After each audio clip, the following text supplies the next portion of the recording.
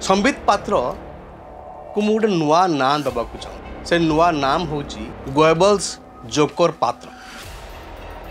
ये 11 वर्ष भितर तुम्हें केते चंदा नहीं बीजेपी केते चंदा नहीं हिसाब अच्छी दे पारे हिसाब आपण 12,672 कोटी टंका आपण 11 वर्ष भितर आपण चंदा नहीं 2015 रु 25 भितर आपण को दल खर्च कर प्रश्न जदि आमे करू उत्तर आपण पाखे अच्छी बेआईन पैसा आणिकी कौ बाटे खर्च कले तार हिसाब मध्य देशवासी को देना आरटीआई रो अंतर्भुक्त करना यदि आपण पाखे स्वच्छता अच्छी एतिकी छाती दम अच्छी जदि 56 इंच छाती आपण प्राइम मिनिस्टर अच्छी तेबे पीएम केयर फंड को कहीं आरटीआई अंतर्भुक्त कले नहीं सी गोटे बड़ प्रश्न अच्छे सत्य उपर आधारित कथा कहतु आउ जोकर भली कहतु you are a parliamentary you are an MP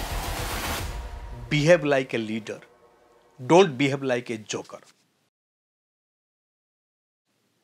नमस्कार बंधुगण गत किछ दिन धरिकी भारत वर्षर राजनीति रे गोटे हट चमट सृष्टि होती से हट चमट हूँ नेशनल हेराल्ड को लेकिन आउ नेशनल हेराल्ड प्रसंग को लेकिन से राहुल गांधी सोनिया गांधी को संपृक्त करिकी देश तमाम बीजेपी एभली एक प्रचार करुच्ची जेमिति कांग्रेस सोनिया गांधी एवं राहुल गांधी गोटे विराट अपराध करचंती एवं कोटी कोटी टंका कुआडे हड़प करछंती एई भली एक प्रचार तमाम देश रे वर्तमान चली जेबेठू ईडी नोटिस पठाई चार्जसीट दाखल करची ता परठू ए कथा आमे तमाम भारत वर्ष देखुछु एवं ओडिशा रे मध्य ओडिशार मुख्यमंत्री ओडिशार उपमुख्यमंत्री सब मंत्रीगण नेता माने सेमाने मध्य सोशल हैंडल रे सोशल मीडिया रे एवं मेन स्ट्रीम मीडिया रे अनेक कुत्सित कथा मान कहउछन ए सब को टपी जाइछन्ती किए ना डॉक्टर संबित पात्र। गत 2 दिन तले डॉक्टर संबित पात्र गोटे प्रेस कॉन्फ्रेंस करचन्ती एवं से प्रेस कॉन्फ्रेंस रे से एभली अरुचिकर अभद्र असभ्य भाषा सब प्रयोग करचन्ती जोथि पाई तांको जवाब दबा दरकार बोली मु विवेचना करे। संबित पात्र को गोटे नुआ ना दबाक चाहूँ से नुआ नाम हूँ गोएबल्स जोकर पात्र। से वास्तव में संबित पात्र नुहंती सी गोएबल्स जोकर पात्र कहीं मु कहवाकू चाहे जे गोएबल्स मु जानी संबित पात्रंकर इतिहास उपर ताकर अपधारणा अच्छी कि नहीं आ तांको अवगति निमित्त मु कहवाकू चाहे जे जोसेफ गोएबल्स बोली जड़े प्रचार मंत्री थिले हिटलर समय 1933 रु 45 पर्यंत सी तांकर ब्रॉडकास्ट मिनिस्टर थिले हिटलर एवं इतिहास रे गोटे कलंकित चरित्र बोली गोएबल्स को विचार करा जाए कहीं ना सी मिथ्या कथा को एभली भाव सी प्रचार करथुले जहाँकि लोकों भीतर गोटे भ्रम सृष्टि होता हिटलर को क्षमतार अधिष्ठित करी रखिया पाई ताहा तांकर थिला गोटे प्रयास से सी इतिहास रे गोटे कलंकित चेहरा नहीं कि आज भी आम सामने अच्छा आउ संबित पात्र ठीक से भली भाव में आज दिन रे गोएबल्स चरित्र नहीं कि आम आगे छिड़ा एवं जोकर कहीं मुझे कहबी जोकर ये कहबी जो 2 दिन तले जो प्रेस कॉन्फ्रेंस होता ଆଉ ସେ ପ୍ରେସ୍ କନଫରେନ୍ସରେ ଯେଉଁ ଢଙ୍ଗରେ ସମ୍ବିତ ପାତ୍ର ମହୋଦୟ ପ୍ରେସ୍କୁ ଆଡ୍ରେସ୍ କରୁଥିଲେ, ସମ୍ବୋଧିତ କରୁଥିଲେ, ତାହା କୌଣସି ଗୋଟେ ଜୋକର କମ୍ ନୁହଁ। ଭାବଭଙ୍ଗୀ, ଯେଉଁ ଭାଷା, ଯେଉଁ କଥା ସେ କହୁଥିଲେ ସେ ପ୍ରେସ୍ କନଫରେନ୍ସରେ, ତାହା ଗୋଟେ ଜୋକର ଭଳିଆ ମୋତେ ଲାଗୁଥିଲା। ସେଇଥିପାଇଁ ତାଙ୍କୁ ନାଁ ଆମେ ଦେବାକୁ ଚାହୁଁଛୁ ମୁଁ ଯେ ଗୋଏବଲ୍ସ ଜୋକର ପାତ୍ର। ପ୍ରଥମେ ତାଙ୍କୁ କହି ରଖିବାକୁ ଚାହେଁ ଯେ ସିଏ ତାଙ୍କ ପ୍ରେସ୍ କନଫରେନ୍ସରେ ଯାହା ଯାହା କହିଛନ୍ତି ଏହା ମିଥ୍ୟା ଉପରେ ଆଧାରିତ, ସେଥିରେ କୌଣସି ସତ୍ୟତା ନାହିଁ। ଯେଉଁ ଆଲିଗେସନ୍ ଆଣୁଛନ୍ତି ଯେ 5,000 କୋଟି ଟଙ୍କା ଏଠି ଦୁର୍ନୀତି ହେଇଛି ଏବଂ ଯେଉଁଥିରେ ସୋନିଆ ଗାନ୍ଧୀ ସମ୍ପୃକ୍ତ, ଯେଉଁଥିରେ ରାହୁଲ ଗାନ୍ଧୀ ସମ୍ପୃକ୍ତ, ଇଏ ସତ୍ୟ ଉପରେ ଆଧାରିତ ନୁହଁ। ତାଙ୍କୁ କହିଦେବାକୁ ଆମେ ଚାହୁଁ ଯେ ନ୍ୟାସନାଲ ହେରାଲ୍ଡ ଯେଉଁ ଖବରକାଗଜ, ଏ ଖବରକାଗଜ ବାହାରିଥିଲା କେବେ? 1937 ମସିହାରେ, 37-38 ମସିହାରେ। ସ୍ୱାଧୀନତା ଆନ୍ଦୋଳନର ଇଏ ଏକ ଲେଲିଆନ୍ ଶିଖା ଥିଲା। ଜବାହରଲାଲ ନେହେରୁଙ୍କ ନେତୃତ୍ୱରେ ସେତେବେଳେ ଏଇ କାଗଜ ବାହାରିଥିଲା ଏବଂ ଏ କାଗଜକୁ ପରିଚାଳନା କରୁଥିଲା କିଏ? AJL, associated journal limited. ଏବଂ ଉଦ୍ଦେଶ୍ୟ କ'ଣ ଥିଲା?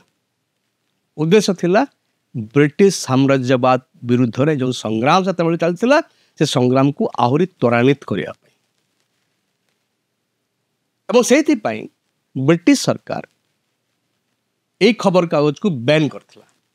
1942ରୁ 46 ପର୍ଯ୍ୟନ୍ତ ଏହା ବ୍ୟାନ୍ ହେଇଥିଲା। ତ ସମ୍ବିତ ପାତ୍ର ଜାଣିବା ଦରକାର, ଆପଣମାନେ, ଆପଣଙ୍କ ଦଳ, ଆପଣଙ୍କ ବୁନିୟାଦୀ ଚରିତ୍ର ଏ ଦେଶର ସ୍ୱାଧୀନତା ସଂଗ୍ରାମରେ ଭାଗ ନେଇନଥିଲେ। ସ୍ୱାଧୀନତା ଆନ୍ଦୋଳନ ଭାଗ ନେବା ତ ଦୂରର କଥା, ଆପଣମାନେ ବ୍ରିଟିଶ ସହିତ ସାଲିସ କରିଥିଲେ। ଆପଣମାନେ ବ୍ରିଟିଶର ପଦଲେହନ କରୁଥିଲେ। ଯେତେବେଳେ ଆପଣମାନେ ବ୍ରିଟିଶର ପଦଲେହନ କରୁଥିଲେ, ଠିକ୍ ସେତିକି ବେଳେ କଂଗ୍ରେସ ଦଳ ବ୍ରିଟିଶ ବିରୁଦ୍ଧରେ ଲଢ଼ୁଥିଲା। ରକ୍ତ ଦେଇଛି, ଫାଶୀ ଖୁଣ୍ଟକୁ ଉଠିଛି, ଗୁଳି ଆଗରେ ଛାତି ପତେଇଛି କଂଗ୍ରେସ ଦଳ। ଆଉ ସେଇ ଦଳର ଗୋଟେ ଖବରକାଗଜ ନ୍ୟାସନାଲ ହେରାଲ୍ଡ, ସେଇ କମ୍ପାନୀ ଯେଉଁ AJL କମ୍ପାନୀ ଲସ୍ ହେଲା ଏବଂ ସେ ଲସ୍ ହେଲା ପରେ ତାକୁ 90 କୋଟି ଟଙ୍କା କଂଗ୍ରେସ ଦଳ ଦେଲା ତାର ଯେଉଁ ପେମେଣ୍ଟ ସବୁ କରିବା ପାଇଁ, PF, କର୍ମଚାରୀମାନଙ୍କର ଅନ୍ୟାନ୍ୟ ଯେଉଁ ଆବଶ୍ୟକ ଥିଲା ଜିନିଷ ସବୁ ତାକୁ ପେମେଣ୍ଟ କରିବା ପାଇଁ, ଟ୍ୟାକ୍ସ ଦେବା ପାଇଁ 90 କୋଟି ଟଙ୍କା ଦେଲା। ତ କଂଗ୍ରେସ ଦଳ ତାର ଏକ ମାଉଥ୍ ପିସ୍ ଖବରକାଗଜକୁ ଚଳାଉଥିବା ଗୋଟେ ସଂସ୍ଥା AJL ତାକୁ ଦେଲା 90 କୋଟି ଟଙ୍କା। এইটাକୁ ନେଇକି ତୁମେ ତୁଫାନ ଭାଇ, ଏଇଟା କଂଗ୍ରେସ ଦଳର ତାର ପ୍ରପର୍ଟି, କଂଗ୍ରେସ ଦଳ ତାକୁ ସୃଷ୍ଟି କରିଛି। ଆଉ ତାକୁ ଯଦି ଋଣରୁ ମୁକ୍ତ କରିବା ପାଇଁ 90 କୋଟି ଟଙ୍କା ଦିଆଗଲା, ୟାକୁ ନେଇକି ତୁମ୍ବି ତୋଫାନ କ'ଣ ପାଇଁ କରୁଛ ଭାଇ? କେଉଁ ଆଧାରରେ କହୁଛ? ପୁଣି କହୁଛ 5,000 କୋଟି ଟଙ୍କା କାହାର ପ୍ରପର୍ଟି?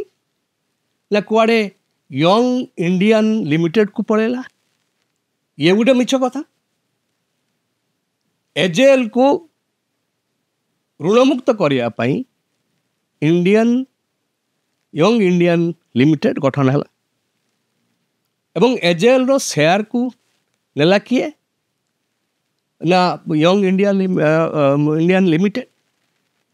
ସେଥିରେ ନା ପ୍ରପର୍ଟି କିଛି ବିକ୍ରି ହେଇଛି, ନା ସେଠି କେହି ସେଥିରୁ ବେନିଫିଟ୍ ନେଇଛି, କିଛି ନାହିଁ। ଏବଂ ୟଙ୍ଗ ଇଣ୍ଡିଆନ୍ ଲିମିଟେଡ୍ ଗୋଟେ ହେଉଛି ନଟ୍ ଫର୍ ପ୍ରଫିଟ୍ କମ୍ପାନୀ। ନା ସେଠି ସୋନିଆ ଗାନ୍ଧୀଙ୍କ ନାଁରେ କିଛି ଯାଇଛି, କିଛି ତାଙ୍କ ଖାତାକୁ ଯାଇଛି, ଆକାଉଣ୍ଟକୁ ଯାଇଛି, ନା ରାହୁଲ ଗାନ୍ଧୀଙ୍କ ଆକାଉଣ୍ଟକୁ ଯାଇଛି, ନା ସେଠୁ କିଏ ପଇସା ପାଇଛନ୍ତି? ପାଇନାହାନ୍ତି। କିନ୍ତୁ 5,000 କୋଟି ଟଙ୍କା ଡକାୟତି କରିନେଲେ କିଏ?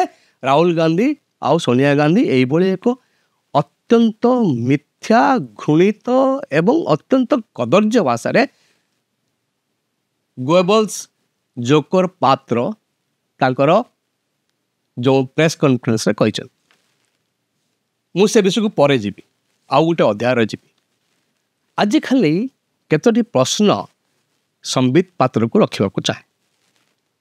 संबित पात्र महोदय आपण कहिबे कि कांग्रेस दल 54 वर्ष धरिकी ए देश शासन कर 54 वर्ष भितर जानते ए दल को केते चांदा आछे खबर नहीं 5070 कोटी टका।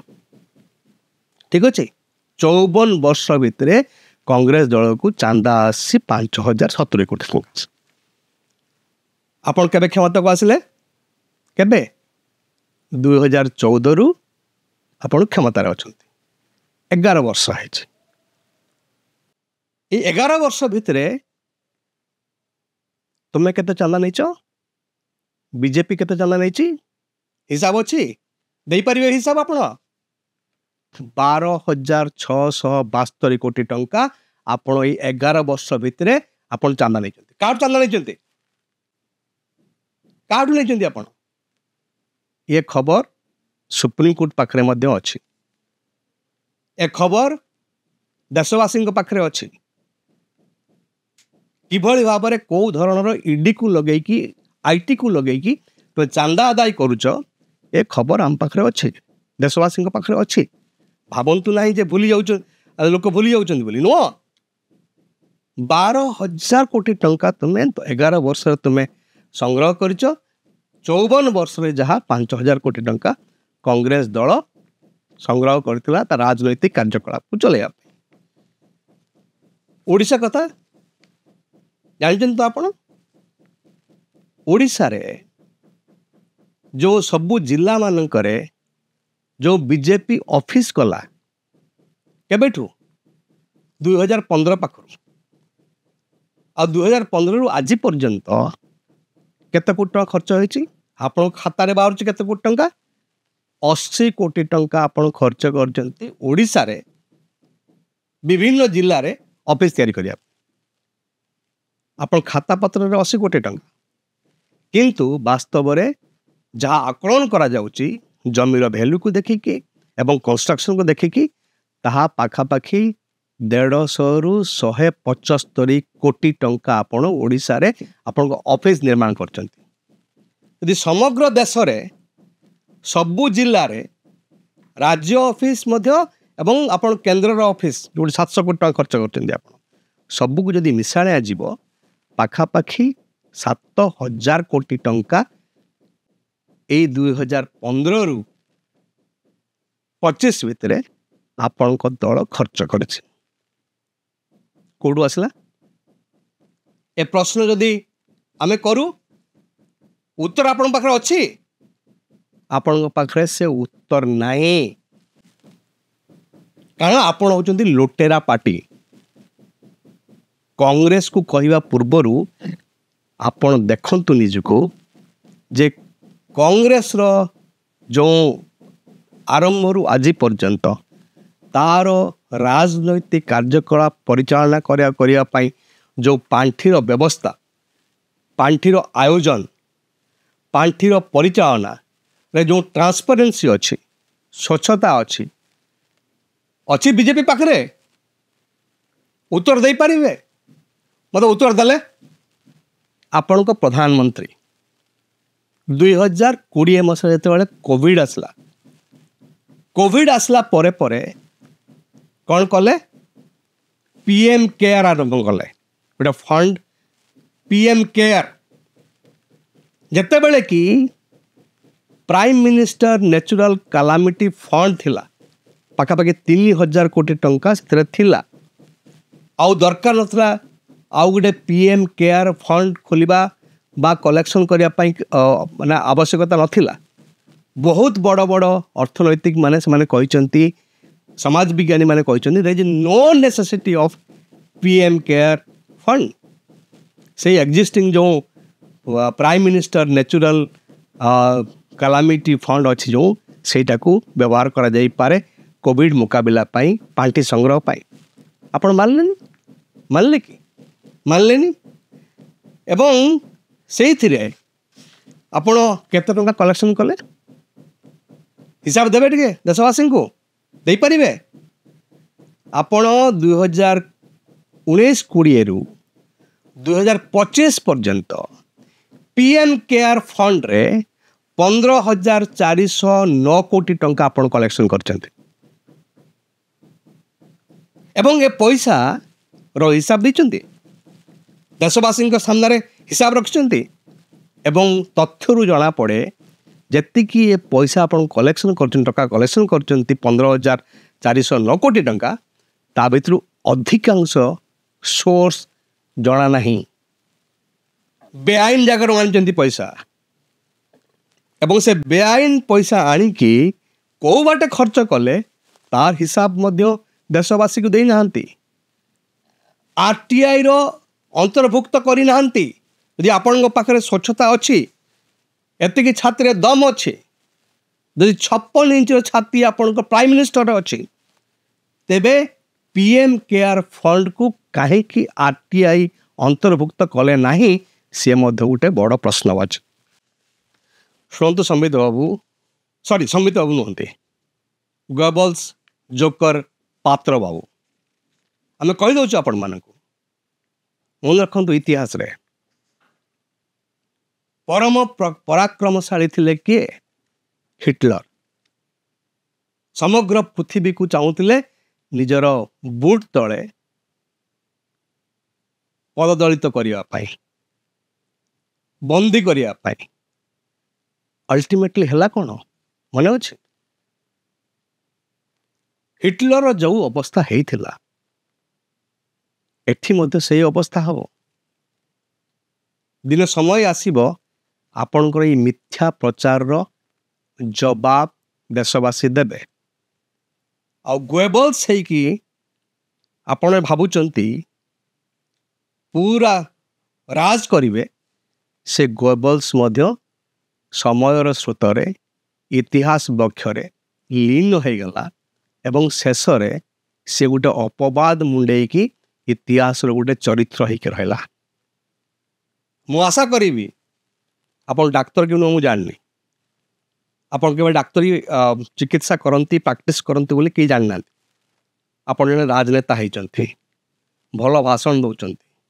ଗୋଏବଲ୍ସ ବି ଭଲ ଭାଷଣ ଦେଉଥିଲା, ଚମତ୍କାର ସିଏ ପବ୍ଲିକ୍ ମିଟିଂରେ ଆଡ୍ରେସ୍ କରୁଥିଲା ଆପଣଙ୍କ ଭଳି, କିନ୍ତୁ ପରିଣାମ କ'ଣ ହେଲା? ଆଉ ଆପଣ ବି ସେଇଭଳି ଏକ ପରିଣାମକୁ ଯିବାକୁ ବସିଛନ୍ତି। ମୋର ଅନୁରୋଧ ରହିବ ଆପଣଙ୍କୁ, ଏଇ ଯେଉଁ ମିଥ୍ୟା ପ୍ରଚାର ବନ୍ଦ କରନ୍ତୁ, ସତ୍ୟ ଉପରେ ଆଧାରିତ କଥା କୁହନ୍ତୁ, ଆଉ ଜୋକର ଭଳି ହୁଅନ୍ତୁନି। You are a parliamentarian, you are an MP, behave like a leader, don't behave like a joker. ଆଜି ପାଇଁ ଏତିକି। ନେକ୍ସଟ ଏପିସୋଡ଼ରେ ପୁଣି ଆମେ ଆଲୋଚନା କରିବା ନ୍ୟାସନାଲ ହେରାଲ୍ଡ ପ୍ରସଙ୍ଗର ସତ୍ୟତା, ତା ଭିତରେ ସତ କେତେ ମିଛ କେତେ, ତାକୁ ନେଇକି ଆମେ ଆଲୋଚନା କରିବା। ଧନ୍ୟବାଦ, ନମସ୍କାର।